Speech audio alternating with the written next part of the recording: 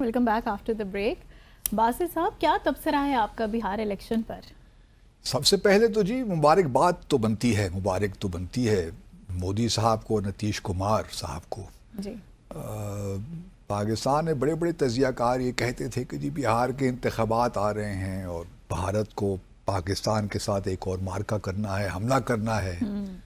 تو ہم نے اسی ڈی سائفر میں کہا تھا کہ کوئی ضرورت نہیں ہے مودی صاحب کو فی الحال اس قسم کا پنگا لینے کی. کیونکہ مودی صاحب یا بی جے پی کانفیڈنٹ تھے کہ بہار میں الیکشن وہ جیت جائیں گے. اور میں تو ایک میرے لیے بڑا سرپرائز تھا, حیرت میں ہوں, کیونکہ جو نتیجہ آیا ہے کل گزشتہ روز, نتائج جو انتخابات کے آئے ہیں بہار میں, وہ تو چونکا دینے والے ہیں. اور یوں لگتا ہے کہ مودی صاحب کی پاپولیرٹی صرف برقرار نہیں ہے بلکہ اس میں کئی گنا اضافہ ہو گیا ہے. ایمانداری کی بات تو یہی ہے.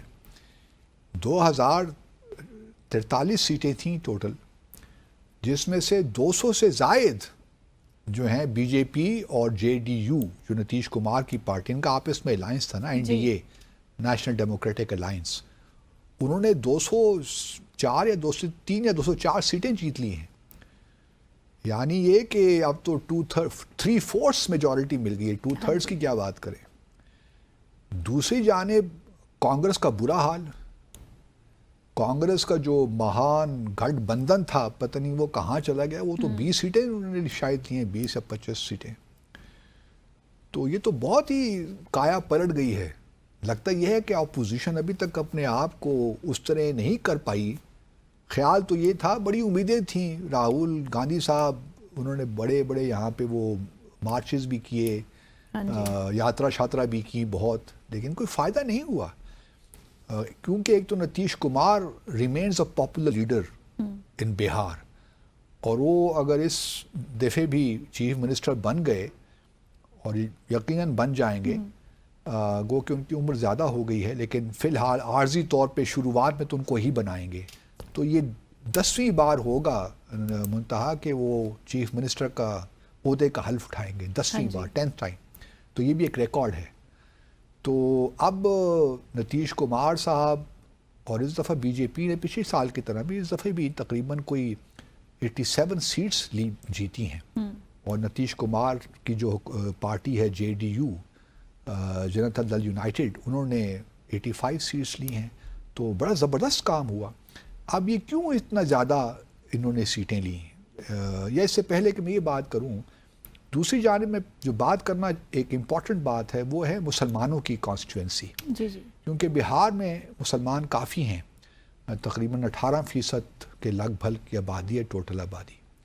لیکن مسلمانوں نے بھی اس دفعے جو ہے ان بلاک ووٹ نہیں دیا. ایک تو ان کا وہ ہے نا سیمانچل ایک ایریا ہے, وہاں پہ جو ہے مسلمانوں کی آبادی تقریباً 40% کے قریب ہے. تو وہاں انہوں نے جو ووٹ دیا ہے, ایک نئی پارٹی کو ووٹ دیا ہے. حالانکہ نئی نہیں ہے, لیکن بہار میں نہیں ہے. وہ ہے اسد الدین اویسی, نہیں ہے, جن کا تعلق حیدرآباد سے ہے. ان کی ہے آل انڈیا اتحاد المسلمین کوئی پارٹی ہے. تو ان کو ووٹ دیا ہے. اور وہ جو ہے اللہ بھلا کرے AIMIM, وہ 5 سیٹیں انہوں نے بھی جیت لی ہیں. 6 جو سیٹیں ہیں کانگریس نے جیتی ہیں, اور 5 اسد الدین اویسی کی پارٹی نے جیت لی ہیں. تو اس کا مطلب یہ ہوا کہ مسلمانوں نے کم از کم جن علاقوں میں ان کی تعداد زیادہ تھی, انہوں نے ان بلاک ووٹ دیا, یونائٹڈ ہو کے ووٹ دیا, اور اس میں اویسی صاحب کی پارٹی کو جتوا دیا, وچ از گڈ اومن. دوسری جانب جہاں مسلمانوں کی تعداد کم تھی, وہاں تو اب وہ مارجنلائز ہو گئے نا, ارریلیونٹ ہو گئے. کیونکہ جو ووٹ ٹوٹل ملا ہے نیشنل ڈیموکریٹک الائنس کو, یعنی بی جے پی اور جے ڈی یو کو, وہ تو تقریباً 47% ووٹ ان کو پڑا ہے, which is a huge number in the context of بہار. اب بہار is one of the poorest states in India. لیکن نتیش کمار پچھلے کئی سالوں سے وہ چیف منسٹر ہیں, اور ان کا ایک خاص فوکس رہا ہے خواتین کے امپاورمنٹ پہ. صحیح. جس طرح ہمارے ہاں بے نظیر انکم سپورٹ پروگرام بڑا پاپولر نہیں ہے سندھ میں. جی. ہمارے ہاں بھی گھپلے ہوتے ہیں, وہاں بھی بڑے گھپلے ہیں, لیکن وہاں بھی انہوں نے بہت سی اسکیمیں شروع کر رکھی ہیں. بلکہ ابھی انتخابات سے پہلے انہوں نے ایک مہیلا روزگار یوجنا شروع کر دی. ان کے ہاں ایک سسٹم ہے کہ ماڈل کوڈ آف ایتھکس ہے, کنڈکٹ ہے ان کے ہاں ایک, جو الیکشن کمیشن ایشو کرتا ہے. ان کا ایک بنا ہوا ہے ماڈل کوڈ آف کنڈکٹ کہ جب الیکشنز ہوں گے تو پارٹیز یا جو گورنمنٹس ہیں وہ کس طرح کنڈکٹ کریں گی اپنے آپ کو. تو اس میں یہ بھی ہے کہ جب انتخابات کا شیڈیول اناؤنس ہو جاتا ہے تو پھر جو اسٹیٹ کی حکومت ہے, اور اگر نیشنل یونین لیول پہ انتخابات ہے تو پھر جو دہلی میں حکومت ہے, وہ کوئی ایسے بڑے بڑے اقدامات نہیں لے سکتی جو کہ انتخابات پہ براہ راست اس کا اثر انداز ہوں ان کے نتائج پہ. مثال کے طور پہ کوئی بڑی بڑی اسکیمیں اناؤنس نہیں کر سکتی, کوئی ایسے کام نہیں کر سکتی کہ جو نظر آئیں کہ ووٹرز کو وہ اپنی طرف لانے کی کوشش کر رہے ہیں.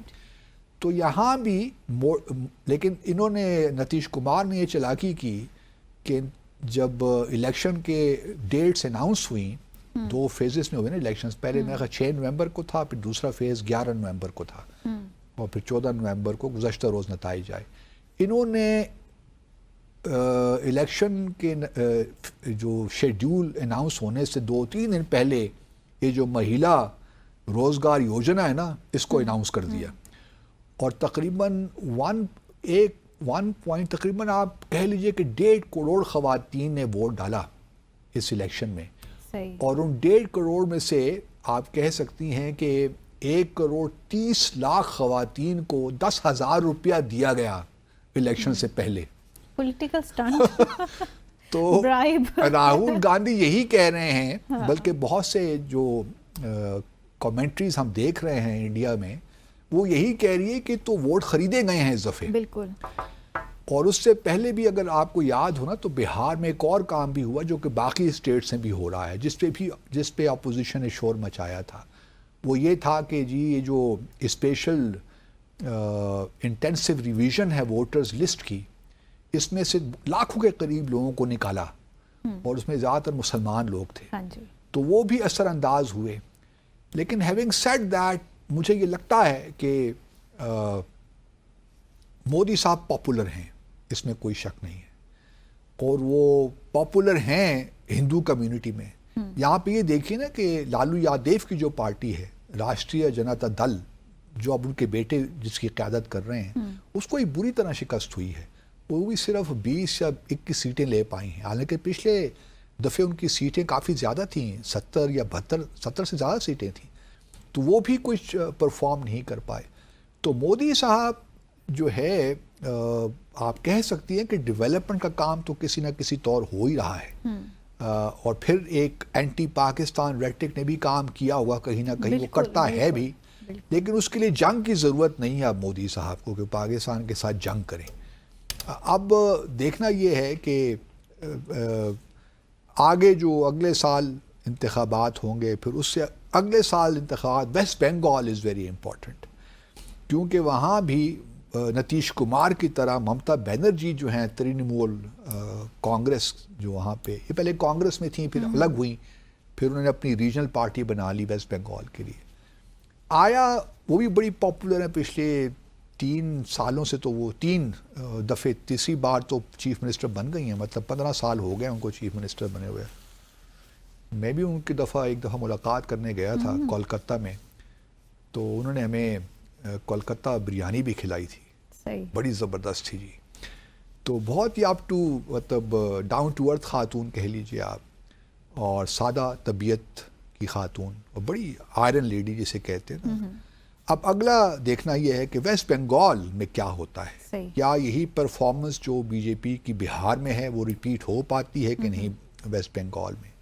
پھر اس سے بھی زیادہ جو امپورٹنٹ الیکشنز ہیں وہ 2027 میں ہیں اتر پردیش میں. اتر پردیش کے حالات کوئی اتنے اچھے نہیں ہیں, ان دا سینس کہ وہاں ڈیولپمنٹ ٹھیک ہے, یوگی آدتیہ ناتھ بہت کچھ کر رہے ہوں گے, لیکن اتر پردیش میں بھی بہت سے مسائل ہیں. تو لیکن اصل جو سمجھتا ہوں میں جو ایک فیوریبل جاتی ہے بات مودی صاحب کے حق میں جاتی ہے وہ یہ ہے کہ اپوزیشن جو ہے وہ ان ڈس ارے ہے. وہ Rahul Gandhi doesn't come across as a real leader. گو کہ کچھ انہوں نے اپنا امیج بہتر کیا پچھلے 1-2 سالوں میں, لیکن اسٹل مودی صاحب کو جو اسٹیچر بن گیا ہے اس میں اب ڈینٹ ڈالنا بڑا مشکل ہو گیا ہے کسی بھی اپوزیشن کے لیے, خاص طور پہ نیشنل لیول پہ. اور Mamata Banerjee perhaps last time ان کو کافی مشکل تو ہوئی, لیکن اس دفعہ بھی لگتا ہے کہ شاید وہ ریٹین کر جائیں اپنی جو میجورٹی ہے. لیکن اٹس ٹو ارلی ٹو سے, کیونکہ سیاست میں ایک دن بھی بہت اہم ہوتا ہے, کایا پلٹ جاتی ہے. تو اس وجہ سے بہت مشکل ہے کہنا. لیکن یہ بات ضرور ہے کہ مودی صاحب remains the most popular leader in India, اور ووٹ انہیں کو ملتا ہے, اسی لیے RSS بھی ان کو برداشت کر رہی ہے. گو کہ اب وہ 75 سال کے ہو گئے ہیں, لیکن نہ موہن بھگوت صاحب ریٹائر ہوتے ہیں RSS کے چیف, نہ ان کی ریٹائرمنٹ نظر آتی ہے. 2029 سے بھی لگتا ہے کہ یہی فیس ہوں گے بی جے پی کا, مودی صاحب ہی, کیونکہ ووٹ انہیں کو پڑتا ہے. صحیح. یہاں لیں گے مختصر سا وقفہ, ہمارے ساتھ رہیے گا.